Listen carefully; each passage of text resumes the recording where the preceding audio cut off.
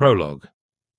Last time on Blood River, the three friends sat in silence, the weight of the mystery pressing down on them.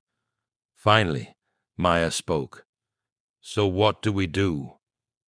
Elias pulled the carved stone from his backpack.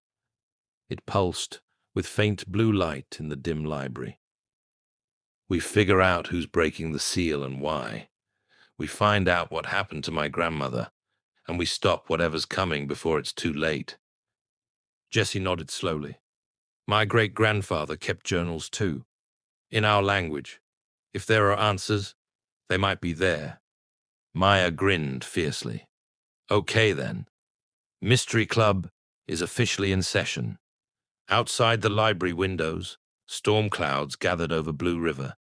In the restricted archives 4 blocks away, Mrs. Carmichael locked the door to the 4th floor and made another phone call.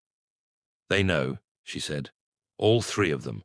The Stewart boy, the Rodriguez girl, and the Whitehawk boy. Just like before." On the other end of the line, a voice responded, cold and ancient. "Then it's time to accelerate our plans. The 7th seal breaks tonight." Epilogue.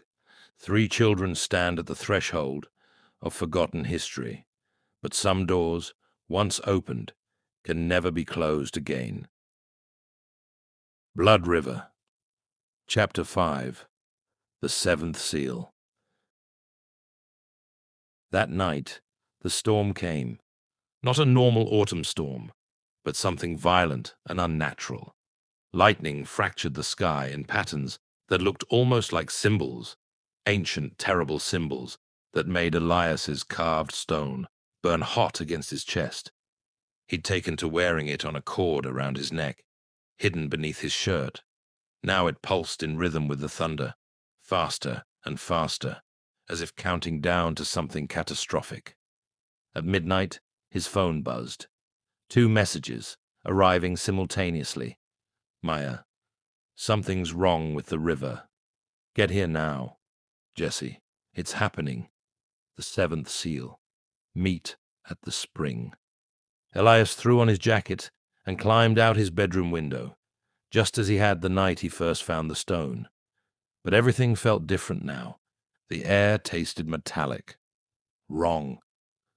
As he ran toward the river, he could see the water itself glowing, not the peaceful blue of before, but a deep, crimson red that seemed to pulse with its own heartbeat. Blood River was remembering its true name. Maya and Jesse were already at the spring when he arrived, both soaked from the rain. Maya's normally confident expression had given way to fear. "It started an hour ago," she said, her voice barely audible over the storm. "The water turned red, and then... Look." She pointed downstream. The river was rising, but not with water, with something thicker, darker, ancient blood mixing with modern water, centuries of violence bubbling up from where it had been buried, and walking along its banks, emerging from the crimson mist, were figures, translucent, ghostly, warriors in Scottish tartans and Viking armor, their weapons still raised, their faces twisted in eternal rage. The dead were returning. The past awakens. "The seal," Jesse whispered, his face pale. "Someone broke the 7th seal. All the buried magic, all the restless spirits. They're being released." Elias clutched his stone. But why? Who would do this? The answer came from behind them. They spun around. Mr. Hendricks, the assistant principal, who'd been following Elias, stood at the edge of the clearing. But he looked different now, older somehow. His eyes glowed with the same crimson light as the river. "You've been very resourceful, young Mr. Stewart, just like your grandmother. She almost stopped us 20 years ago, but we buried her along with the truth." Elias felt ice flood his veins. "You killed her." "We preserved the town's future," Hendricks corrected coldly. "And now, thanks to your meddling, you've helped us locate all 7 stones. The final seal breaks tonight, and the power of Blood River will be ours to control. More figures emerged from the shadows. The town council members, Mrs. Carmichael, whose face held no surprise, only grim resignation. "I'm sorry," the librarian said quietly, "but they have my daughter. If I help them, they promise to return her." Maya stepped forward defiantly. "You're helping them destroy everything." "For what? Power? Money?"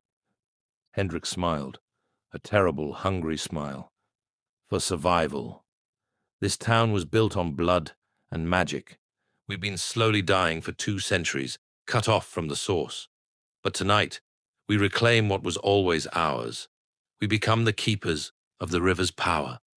We become immortal."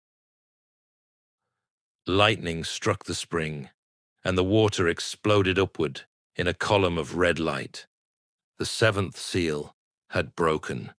The ghostly warriors began to solidify, becoming more real with each passing second. Their ancient war was resuming, and the town, the modern world, stood directly in their path. Elias looked at the stone in his hand. It was burning now, almost too hot to hold. The river's power was coursing through it, and through him. Jesse grabbed his arm. "My great-grandfather's journals. They said if all 7 seals broke, there was one way to stop it. One final guardian could absorb all the power, reforge the seals, but it would cost them everything." "Cost them how?" Maya demanded. Jesse's voice cracked. "They'd have to become the seal, bound to the river, forever." Elias looked at his friends, at the town where he'd grown up, at the crimson water rising higher, threatening to drown everything he'd ever known. He thought of his grandmother, who'd tried to stop this and paid with her life. He thought of all the people who didn't know what was coming, and he made his choice. "Tell my parents I'm sorry," he whispered. Before anyone could stop him, Elias stepped into the blood-red spring and thrust the carved stone deep into the water. The river screamed. Power erupted from the spring. Not red now, but brilliant blue-white. It poured into Elias, through Elias, rewriting him at the molecular level. He could feel the river's entire history flowing through him. Every death, every battle, every moment of magic. And he understood. The river wasn't cursed. It was alive, conscious, and it had been waiting for someone strong enough to become its voice. Hendricks lunged forward, but Maya and Jesse blocked his path, buying precious seconds. The ghostly warriors began to fade, pulled back into the water as the seals reformed, not as buried stones, but as something new, as someone new. Elias opened his eyes. He was still standing in the spring, still himself, but also more. The river whispered through him now, not to him. Its power thrummed in his blood. He had become the 7th seal, and his real adventure was only beginning. Epilogue. The price of power is always sacrifice, but sometimes sacrifice becomes something greater than anyone imagined.